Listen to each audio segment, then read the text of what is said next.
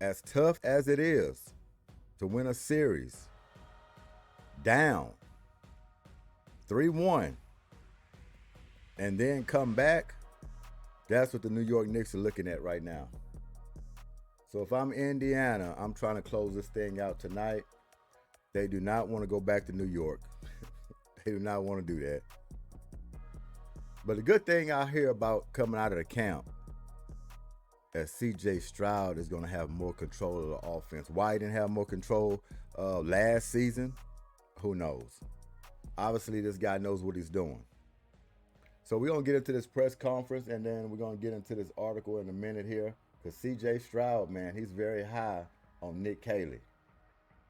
New offense. Moving pieces around. Going according who you playing against. Scheme-wise. And like I stated before, listening to this guy, man, he got you ready to play some football. This is an energetic offensive coordinator. And he's Johnny on the spot.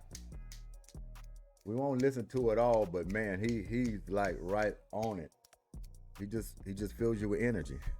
Like I say, he got me wanting to play. So let's get into that real quick, and then I'm gonna come to this little article about C.J. Stroud, because he's high on Nick Caley. Everybody's high on Nick Caley. Bobby Slowick is out. The guy ran plays that wasn't working, and he continued to run them multiple times throughout a possession. You won't get that from this guy. This guy will take accountability after each game. If they're not playing up to par, he's going to tell you you're not playing up to par. If y'all stunk up the field, he going to say you stunk up the field and you got to get better. You didn't see none of that from Bobby Slowick last season. He made excuses. Turned the other cheek saying, we'll figure it out. Didn't have no confidence. But you want to know what confidence is? This guy right here. Let's listen to him. How's it going, guys? Hey, everyone. What's up? How's it going? I think they should have some time now to dig into the offense. What do you do from your standpoint, and how do you think it's going so far? Yeah, I think everything, to answer your question, really it's not my stamp specifically. It's what suits the strength of the guys that we got. So I think we're in the discovery process through phase 2, and we get to work with them on the field, get an opportunity to see the different skill sets, the different routes, the different schemes that we could potentially deploy this year. So it's really an evolving process, and this is the time to really kind of put the rubber on the road and see what we can do and evolve from there. I do. We're tracking, we're growing every day. We're, learning. There's mistakes and trials and errors, and we're growing and improving and eliminating repeated mistakes. The guys have a great attitude. They're working their tails off, and I've been very pleased with everybody. Yeah, they love the position. They take a lot of pride in what they do. Yeah, they love football.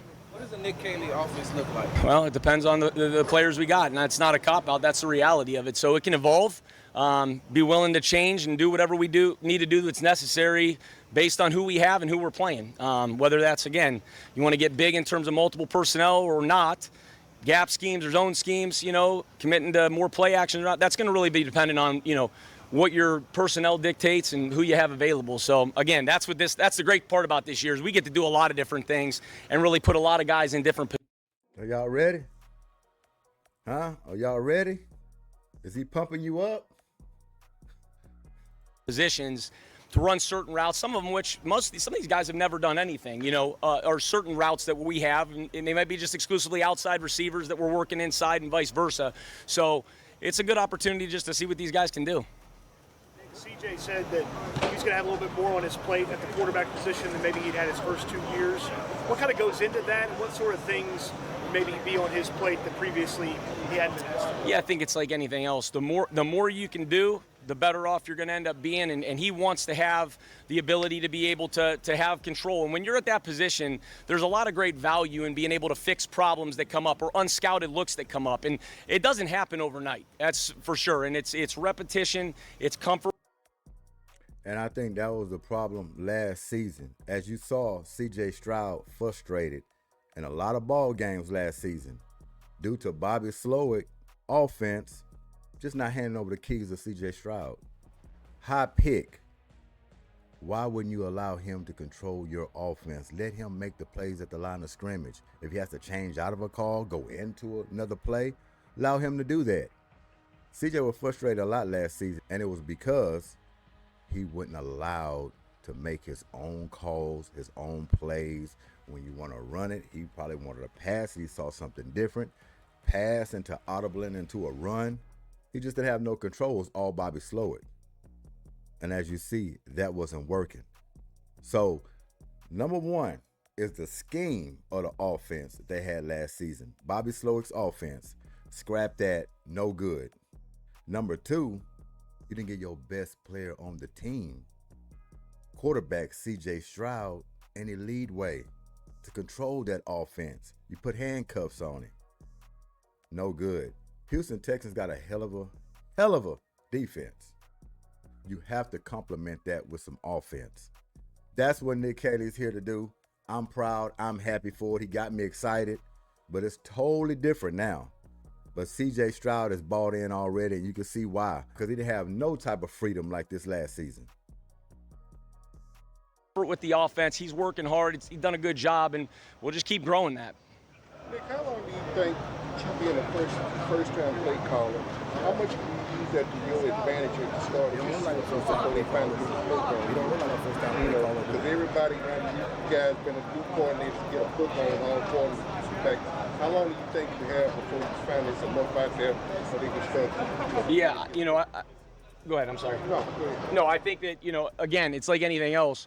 We're going to continue to build our scheme as we get into the season. The season's a long ways away from now. So all honestly we're focused on is trying to get better every single day, deploy the different schemes that we want to try to experiment with, see what fits us, and we'll see. I know this. We have a good staff. We have good players here. We have good guys that love football, and we're just trying to grow every day. I'm not worried about what's going to happen in September. Honestly, I'm worried about just trying to get better every single day here. You said it's going to take time. We'll leave it right there. Feel the energy. NFL season is coming upon us. We're all excited. New OC, who has energy, who has insight, looks brilliant, looks smart, changing a lot of things up. Defense is solid. We don't have to worry about the defense. D'Amico got that defense.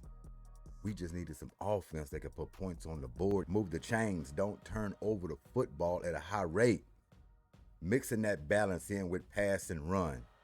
Knowing when you need to put the ball in C.J. Stroud's hands and tell him to go out there and win it for us. Not afraid to sling the football all across the football field. Allow C.J. Stroud to show his talents. That's what this is all about. Put it in your best player's hands. Allow him to lose it or win it for you. He was handcuffed. Not no more. Let's get into this article.